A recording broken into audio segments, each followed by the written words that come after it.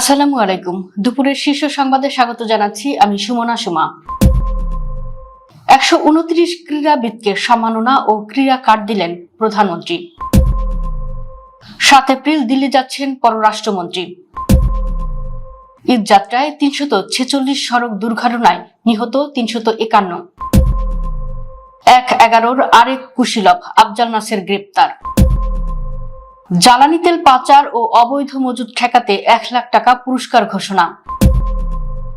সংসদে উঠছে না গণভোট অধ্যাদেশ, 12 এপ্রিল স্বয়ংক্রিয়ভাবে বাতিল। স্ত্রীসহ বিমান বাহিনীর সাবেক প্রধান হান্নানের আয়কর নথি জব্দের আদেশ। বিশ্বকাপে না খেলা নিয়ে মুখ খুলেন বিসিবি সভাপতি। ঢাকা সহ 5 সিটি কর্পোরেশনে এনসিপির মেয়র প্রার্থী ঘোষণা। ইরানি হামলায় দিশেহারা ইসরায়েল, মজুদ রক্ষায় বেছে বেছে ক্ষেপণাস্ত্র ধ্বংসের সিদ্ধান্ত। ইরান লেবাননে যুদ্ধ চালাতে ইসরায়েলের বিশাল বাজেট পাস। হরমুজ প্রণালীর পর এবার ওমান উপসাগরেও ইরানের পূর্ণ নিয়ন্ত্রণে। লন্ডনে মুসলিম বিদ্বেষীদের বিরুদ্ধে লাখো মানুষের বিক্ষোভ। শুনছিলেন শিরোনাম, এবার বিস্তারিত। প্রধানমন্ত্রী তারেক রহমান ক্রীড়া কার্ড ও ভাতা প্রদান কার্যক্রমের উদ্বোধন করেছেন। রোববার সকাল 10:30টায় তেজগাঁয়ে প্রধানমন্ত্রীর কার্যালয়ের শাপলা হলে ক্রীড়া হলে পেশা পরিবার পাবে ভরসা এই প্রতিপাদ্য নিয়ে ক্রীড়া কার্ড ও ভাতা প্রদান কার্যক্রমের উদ্বোধন করেন প্রধানমন্ত্রী ল্যাপটপে বাটন প্রেস করার সঙ্গে সঙ্গেই সোনালী ব্যাংকের অনলাইন সিস্টেমের মাধ্যমে প্রত্যেক ক্রীড়াবিদের মোবাইলে 1 লক্ষ টাকা পৌঁছে যায়। এ সময় 129 জন ক্রীড়াবিদের হাতে ক্রীড়া কার্ড তুলে দেন তিনি। একই সঙ্গে আন্তর্জাতিক পর্যায়ে সাফল্য অর্জনকারী ক্রীড়াবিদদের সম্মাননা প্রদান করেন। বাংলাদেশের পররাষ্ট্রমন্ত্রী খলিলুর রহমান আগামী 7 ও 8 এপ্রিল ভারতের রাজধানী দিল্লি সফর করবেন। মরিশাসের রাজধানী পোর্ট লুইসে অনুষ্ঠিতব্য ইন্ডিয়ান ওশান কনফারেন্সে যোগ দেওয়ার আগে তিনি দিল্লি সফর করবেন। ফেব্রুয়ারিতে তারেক রহমানের নেতৃত্বে সরকার গঠনের পর এটি হবে বাংলাদেশের কোনো মন্ত্রীর প্রথম দিল্লি সফর। কূটনৈতিক সূত্রগুলো জানিয়েছে, সফরের প্রথম দিনেই ভারতের পররাষ্ট্রমন্ত্রী জয়শঙ্করের সঙ্গে খলিলুর রহমানের বৈঠক হতে পারে। এছাড়া ভারত সরকারের আরো গুরুত্বপূর্ণ প্রতিনিধিদের সঙ্গে সাক্ষাতের বিষয়ে আলোচনা চলছে। ঈদ যাত্রায় 15 দিনে সারা দেশে 346টি সড়ক দুর্ঘটনায় 351 জন নিহত হয়েছেন বলে জানিয়েছে বাংলাদেশ যাত্রী কল্যাণ সমিতি। একই সময়ে রেল ও নৌপথ মিলিয়ে মোট দুর্ঘটনা, মৃত্যু ও আহতের সংখ্যাও উল্লেখযোগ্যভাবে বেড়েছে। সোমবার সকালে ঢাকা রিপোর্টার্স ইউনিটি DRU এর সাগরণী মিলনায়তনে আয়োজিত এক সংবাদ সম্মেলনে সংগঠনটি এই প্রতিবেদন প্রকাশ করে। যাত্রী কল্যাণ সমিতির মহাসচিব মোজাম্মেল হক চৌধুরী জানান, ঈদ যাত্রার শুরুর দিন 14 মার্চ থেকে কর্মস্থলে ফেরা 28 মার্চ পর্যন্ত 15 দিনে এই দুর্ঘটনাগুলো ঘটে। এতে নিহত 351 জনের পাশাপাশি আহত হয়েছেন 1046 জন। বিতর্কিত 1/11 অন্যতম কুশীলব DGFI এর সাবেক প্রধান লেফটেন্যান্ট কর্নেল মোহাম্মদ আফজাল নাসেরকে গ্রেপ্তার করেছে ঢাকা মহানগর পুলিশের গোয়েন্দা শাখা ডিবি। সোমবার ভোররাতে রাজধানীর মিরপুর DOHS এর 12 নম্বর রোডের 864 নম্বর বাসা থেকে তাকে হেফাজতে নেওয়া হয়। ডিবির একটি দায়িত্বশীল সূত্র বিষয়টি নিশ্চিত করেছে। আফজাল নাসের 2007 সালের জুন থেকে 2008 সালের মার্চ পর্যন্ত প্রতিরক্ষা গোয়েন্দা মহাপরিদপ্তর DGFI এর মহাপরিচালক হিসেবে দায়িত্ব পালন করেন। অভিযোগ রয়েছে, সেনা সমর্থিত সেই তত্ত্বাবধায়ক সরকারের আমলে রাজনৈতিক নেতাদের উপর অমানবিক নির্যাতনের নেপথ্যে তিনি অন্যতম পরিকল্পনাকারী ছিলেন। বিশেষ করে বর্তমান প্রধানমন্ত্রী তারেক রহমানকে রিমান্ডে নিয়ে নির্যাতনের সময় তিনি সশরীরে উপস্থিত ছিলেন বলে দীর্ঘদিনের অভিযোগ রয়েছে। দেশে জ্বালানি তেলের অবৈধ মজুদ এবং পাচার রোধে কঠোর পদক্ষেপ গ্রহণ করেছে সরকার। এখন থেকে জ্বালানি তেলের অবৈধ মজুতকারী ও পাচারকারীদের সম্পর্কে স্থানীয় প্রশাসনকে সঠিক তথ্য দিয়ে সহায়তা করলে সহায়তাকারীকে সর্বোচ্চ 1 লক্ষ টাকা পর্যন্ত পুরস্কার দেওয়া হবে। সোমবার বিদ্যুৎ, জ্বালানি ও খনিজ সম্পদ মন্ত্রণালয়ের জ্বালানি ও খনিজ সম্পদ বিভাগ এক বিজ্ঞপ্তির মাধ্যমে এই ঘোষণা দিয়েছে।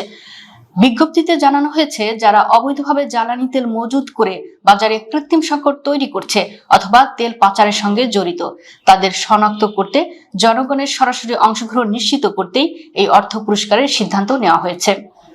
তথ্যের সত্যতা যাচাই সাপেক্ষে দ্রুততম সময়ে পুরস্কারের অর্থ প্রদান করা হবে। সংসদে গণভোট আয়োজনের অধ্যাদেশ উত্থাপন করা হবে না বলে জানিয়েছে সরকারি দল বাংলাদেশ জাতীয়তাবাদী দল বিএনপি। ফলে সংবিধান অনুযায়ী আগামী 12 এপ্রিল স্বয়ংক্রিয়ভাবে অধ্যাদেশটি বাতিল হবে। তবে বিএনপি বলছে, অধ্যাদেশ ব্যবহার করে গণভোট ইতোমধ্যে অনুষ্ঠিত হওয়ায় ভবিষ্যতে এর আর প্রয়োজন নেই এবং এতে 12 ফেব্রুয়ারির গণভোট অবৈধ হবে না। রোববার রাতে জাতীয় সংসদের বিশেষ কমিটির বৈঠকে এর সিদ্ধান্তের তথ্য জানা গেছে। কমিটি 2 এপ্রিল সংসদে প্রতিবেদন দেবে। এর সিদ্ধান্তে ভিন্নমত বা নোট অব ডিসেন্ট দিয়েছে বাংলাদেশ জামাতে ইসলামী।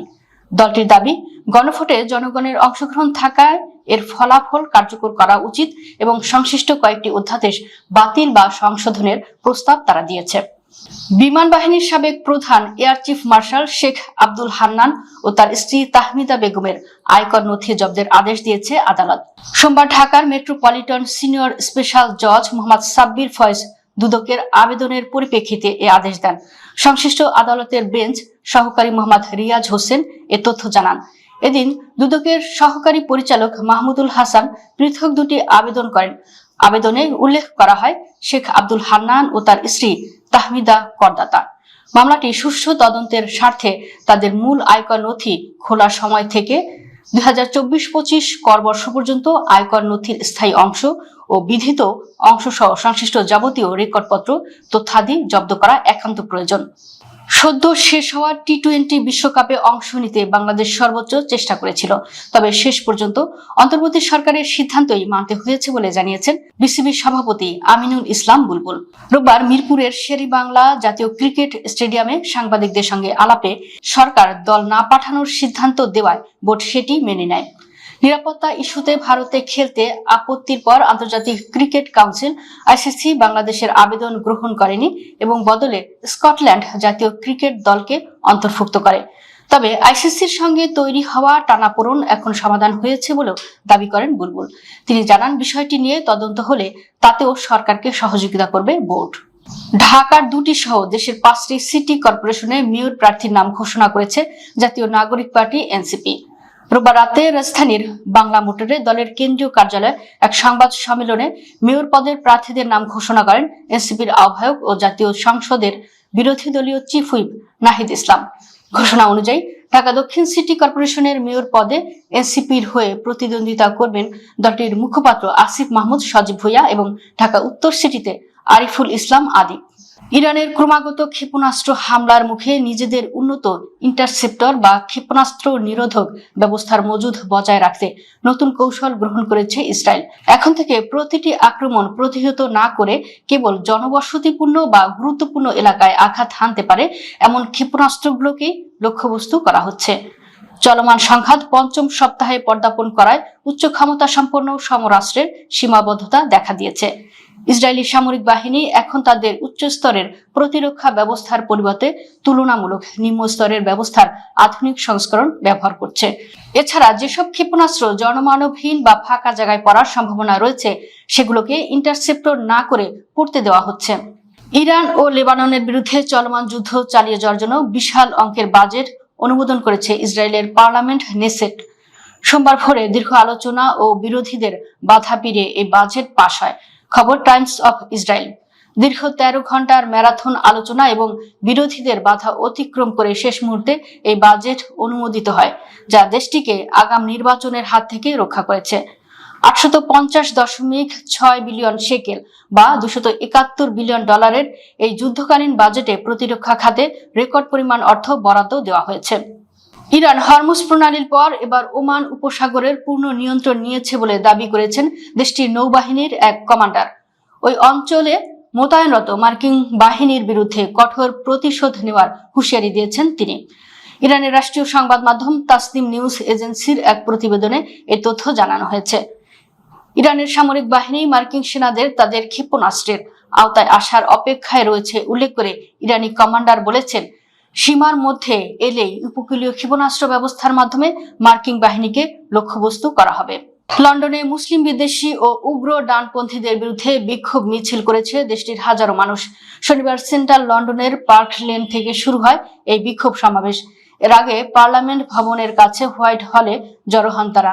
টুগেদার অ্যালায়েন্স নামের একটি সংগঠনের ডাকে চরম ডানপন্থী রাজনীতির বিরুদ্ধে ঐক্য প্রদর্শনে ট্রেড ইউনিয়ন, বর্ণবাদ বিরোধী প্রচারক এবং মুসলিম প্রতিনিধি সংস্থা সহ প্রায় 500 গোষ্ঠীর লাখো মানুষ এতে অংশ নেন।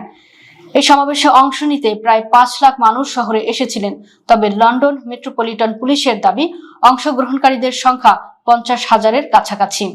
যদিও তারা বলেছেন অতিরিক্ত জনসমাগমের কারণে অংশগ্রহণকারীর সঠিক সংখ্যা নিরূপণ করতে পারেনি তারা। দর্শক, ভিডিওটি শেষ পর্যন্ত দেখার জন্য আপনাকে অসংখ্য ধন্যবাদ। নিত্য নতুন ভিডিও পেতে আমাদের ইউটিউব চ্যানেলটি সাবস্ক্রাইব করুন এবং নিয়মিত নোটিফিকেশন পেতে বেল বাটনটি ক্লিক করুন। আমাদের ফেসবুক পেজটি ফলো করুন। এছাড়াও আমাদের ভিডিও লাইক, কমেন্ট ও শেয়ার করুন। আল্লাহ হাফেজ।